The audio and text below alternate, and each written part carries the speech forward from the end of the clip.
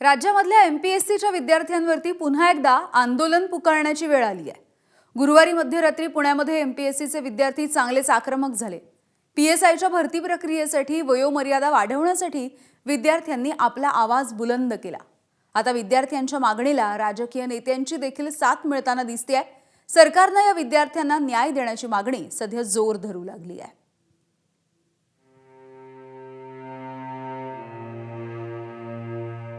स्थळ पुणे, वेळ मध्यरात्री 1:30 वाजता, ठिकाण शास्त्री रोड।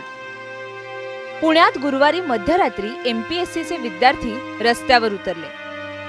घोषणाबाजीला सुरुवात झाली। सरकार विरोधात संतापाची लाट पाहायला मिळाली। या उद्रेकाला कारण होतं पोलीस उपनिरीक्षक पदाच्या भरतीची जाहिरात। ही जाहिरात उशिराने प्रसिद्ध झाल्याचा विद्यार्थ्यांचा आरोप आहे। सोबतच पीएसआयच्या भरतीची वयोमर्यादा वाढवण्याची मागणी करत हे विद्यार्थी आक्रमक झाले।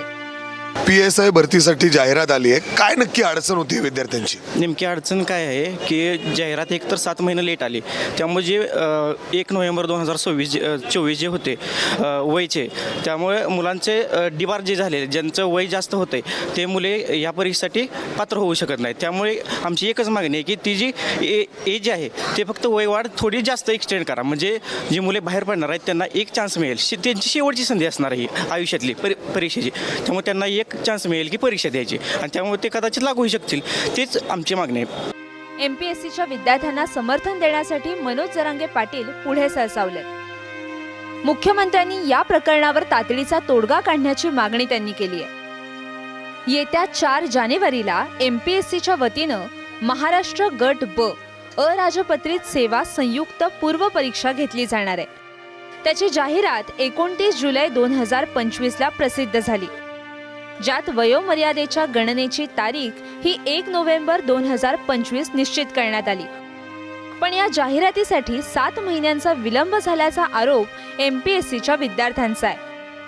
आयोगाच्या निर्णयामुळे अनेक विद्यार्थ्यांवर अपात्रतेची टांगती तलवार आहे। त्यामुळे वयोमर्यादा गणनेचा कालावधी 1 जानेवारी 2026 करण्याची मागणी आंदोलकांनी केली आहे। परीक्षाच कंडक्टर नाही, परीक्षेच्या प्रोसेस कसं असते, 45 दिवसामध्ये निकाल लावाय। तुमची एकच परीक्षा कंडक्टर 2-2 वर्ष 3-3 वर्ष चालत असेल तर पोरांनी काय करायचं? ही पोरं काय जागीरदाराची पोरं नाही, सर्वसामान्य कुटुंबामधून आलेली पोरं आहेत। ह्या पोरांची जी पास होणारी पोरं आहेत त्यांची वयोमर्यादा ओलांडलेली आहे। एमपीएससीच्या विद्यार्थ्यांना राजकीय पातळीवरूनही पाठिंबा वाढताय।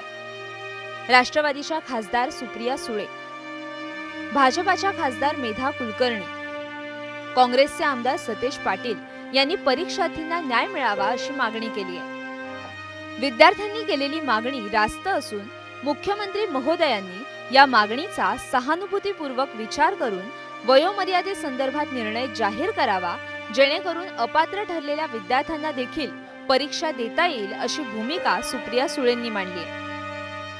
पीएसआय भरती परीक्षेसाठी वयोमर्यादा वाढीची मागणी विद्यार्थी आणि लोकप्रतिनिधींकडून गेल्या अनेक महिन्यांपासून होते, पण तरीही आयोगानं निर्णय घेतलेला नाही। अशातच एमपीएससीने या परीक्षेचं प्रवेशपत्र आणि मार्गदर्शक सूचनाही जारी केल्यात। त्यामुळे वयोमर्यादेच्या निर्णयाबद्दल प्रचंड मोठा संभ्रम आहे। त्यामुळे आता लवकरात लवकर सरकारने निर्णय घ्यावा आणि विद्यार्थ्यांना दिलासा द्यावा अशी मागणी जोर धरू लागली आहे। पुण्याहून मिकी घईसह ब्युरो रिपोर्ट, एबीपी माझा। एबीपी माझा, उघडा डोळे बघा नीट।